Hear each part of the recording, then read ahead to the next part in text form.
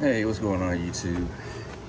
Another quick video on replacing wheel studs on a Toyota Sienna. Most Toyotas are a little bit simplified as far as what you had to take out to get to the studs and everything to get them off and get them on. So I have a video already posted on replacing wheel studs. You can look at that to refer to how to get everything apart and stuff like that.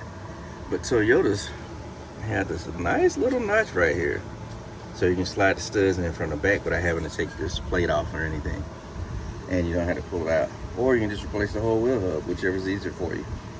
But this is just something quick and fast and pretty much straightforward to actually get it on.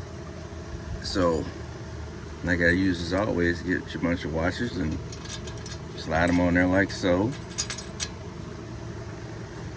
and put your nut on there and just snug everything down, and it'll pull itself through. And once it does that, put your ratchet on it.